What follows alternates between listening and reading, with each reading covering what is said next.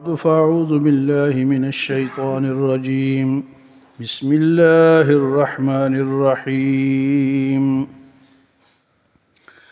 النبي أولى بالمؤمنين من أنفسهم وأزواجه أمهاتهم وأولو الأرحام بعضهم أولى ببعض في كتاب الله من المؤمنين والمهاجرين إلا أن تفعلوا إلى أوليائكم معروفا كان ذلك في الكتاب مسطورا۔ کل کے درس میں یہ بات آئی تھی کہ اللہ نے انسان کے سینے میں ایک دل بنایا ہے۔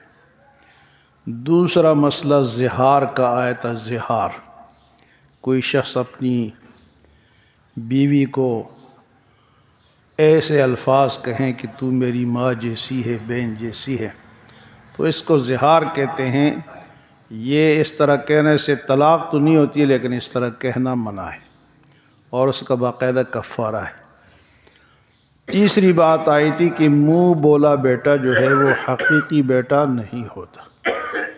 کسی نے کسی کو بیٹا بنا لیا یا کہہ دیا تو وہ اس سے بیٹا نہیں بنے۔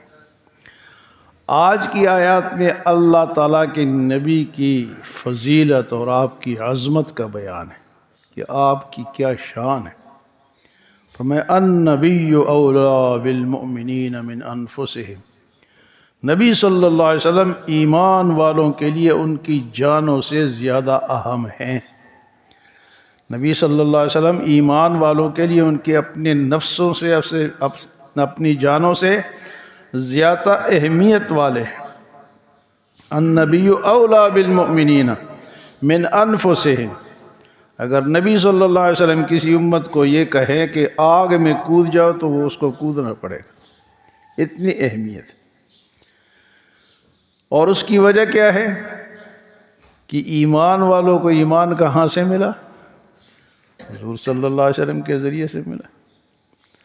تو پھر اہمیت تو ہونی چاہیے، ورنہ ہم کہاں اندھیروں میں بھٹک رہے ہوتے، ہم کہاں کفر میں پڑے ہوتے۔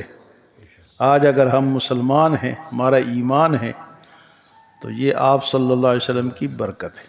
تو اس لیے اللہ پاک فرماتے ہیں کہ میرے نبی جو ہے وہ ایمان والوں کے لیے ان کی جانوں سے زیادہ اہم ہے، زیادہ فضیلت ہے۔ تو اس لیے نبی پر اگر صلی اللہ علیہ وسلم پر کوئی مصیبت آتی ہے تو امتی پہلے کودے گا، پہلے اپنی جان دے گا۔ یہ جو جلوس نکلتے ہیں اور فلاں ہوتا ہے، اس لیے ہوتا ہے کہ وہ ان کا حق ہے ہمارے اوپر۔ ان کی کوئی توہین کرتا ہے، کوئی ایسی بات کرتا ہے تو پھر ہم برداشت تو نہیں کر سکتے، کیوں اللہ نے فرمایا کہ تمہاری جانوں سے حضور کی اہمیت زیادہ ہے۔ النبی اولی بالمؤمنین من انفسہم۔ ایک مرتبہ ایک آدمی نے خواب دیکھا کہ کاش میں حضور کے دور میں ہوتا تو میں بھی صحابہ کی طرح قربانیاں دیتا۔ خواب دیکھا تو نہیں، اس نے خواہش ظاہر کی کہ کاش میں بھی، تو پھر اس نے خواب دیکھا۔ اس خواہش کے بعد اس نے خواب دیکھا۔ خواب کیا دیکھا کہ حضور صلی اللہ علیہ وسلم کی سواری جا رہی ہے، کسی گاڑی میں آپ بیٹھے ہوئے۔ اس دور کے مطابق اس نے گاڑی ہی دیکھنی تھی، تو گاڑی آگے جا کے کسی نالا آ گیا، اس سے آپ گاڑی پار نہیں ہو سکتی۔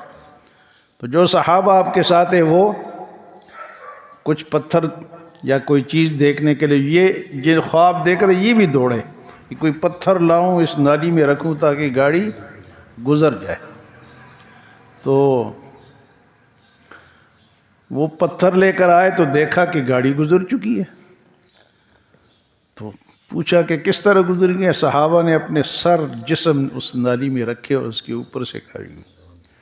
اس نے کہا یہ میرے بس کا کام ہے، اگر ہم ہوتے تو ہم اس طرح مشکل سے کرتے، لیکن صحابہ نے یہ قربانیاں دی، جان کٹائی ہے، سر کٹائیں۔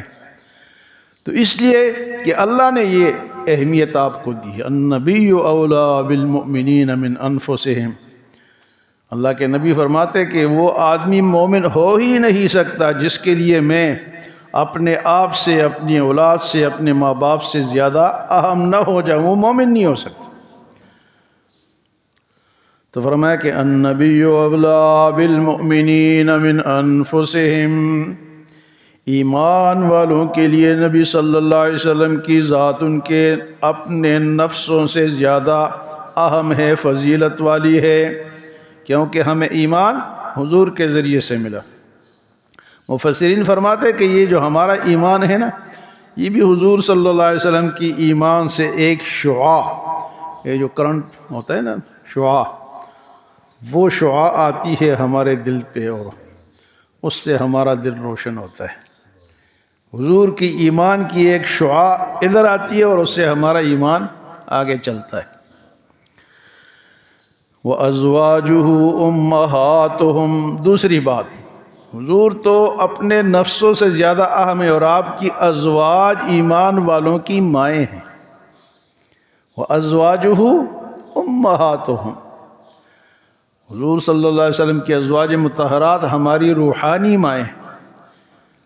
ایک تو ہوتے ہیں نا نفسی ماں جن سے ہم پیدا ہوئے، ایک تو وہ ماں ہے، لیکن ایک روحانی ماں ہے۔ تو روحانی ماں اور اپنی ماں میں فرق یہ ہے کہ روحانی ماں کے ہم وارث نہیں بن سکتے ہیں، ان سے پردہ ہے، اپنی ماں سے پردہ نہیں ہے۔ کوئی آدمی جس سے پیدا ہوتا ہے، چاہے وہ اپنی سگی ماں ہو یا وہ رضائی ماں ہو، رضائی ماں کسے کہتے ہیں جی؟ جس نے ہمیں دودھ پلایا، تو اس کے اولاد سے ہمارا نکاح نہیں ہو سکتا، اپنی ماں ہو یا رضائی ہو۔ لیکن نبی صلی اللہ علیہ وسلم کی بیٹیوں سے امت کا نکاح ہوا ہے، لیکن امتی کا نکاح حضور کی بیویوں سے حرام ہے، نہیں ہو سکتا۔ کہ حضور دنیا سے تشریف لے گئے، اس کے بعد آپ کی ازواج نے کبھی نکاح نہیں ہو ہی نہیں سکتا، حرام ہے، کیونکہ ہماری مائیں ہیں۔ وَأَزْوَاجُهُ أُمَّهَاتُهُمْ، نبی صلی اللہ علیہ وسلم ایمان والوں کی ان کے جانوں سے زیادہ اہم ہے، اور ان کی جو ازواج ہے، ان کی بیویاں ہیں، وہ ہماری روحانی۔ تو ماں کو بعض لوگ بھونگتے بھی ہیں، یہاں ایک ایسے فرقے بھی پائے جاتے ہیں جو کہ حضرت عائشہ کو گالیاں دیتے، تو ماں کو گالی دیتے اور کہتے کہ ہم مومن ہیں، تمہاری ایمان کدھر سے آ گیا؟ تو وہ آپ کی ازواج ہماری روحانی مائیں ہیں۔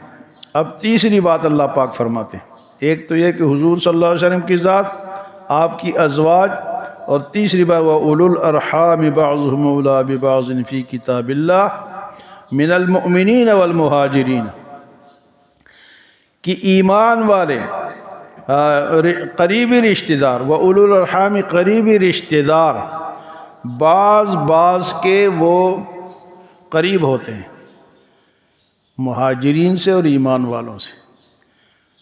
اس بات کی وضاحت اس طرح ہے کہ جب صحابہ کرام ہجرت فرما کر مدینے آئے تو حضور نے آپس میں بھائی چارہ قائم کر دیا، ایک کو ایک کا بھائی بنا دیا، اور وہ اگر کوئی مہاجر انصاری فوت ہوتا تھا تو مہاجر اس کا وارث بنتا تھا، یعنی اتنا بھائی چارہ تھا کہ وہ آپس میں ایک دوسرے کے وارث بھی مال کے بن جاتے تھے۔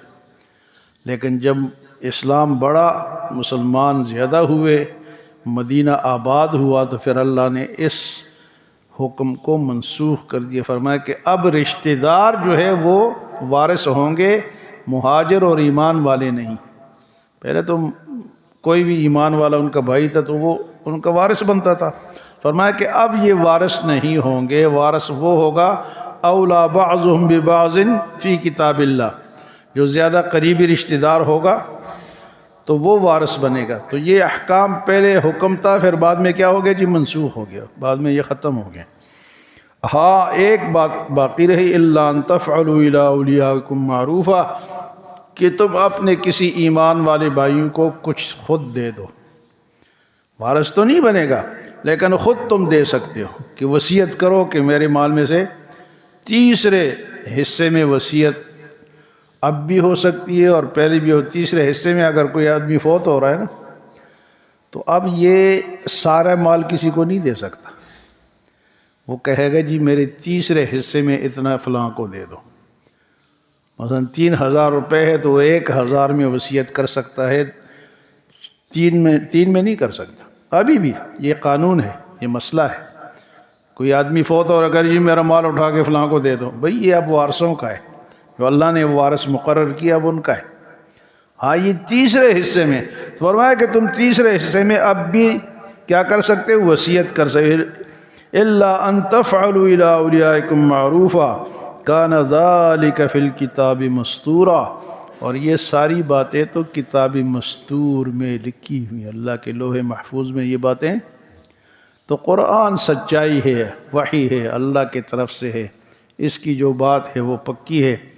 حضور صلی اللہ علیہ وسلم کی ذات، آپ کی ازواج مطہرات کی ذات، ایمان والوں کے معاملات سب قرآن نے بتائے ہیں. اللہ ہمیں عمل اور سمجھ کی توفیق عطا فرمائے.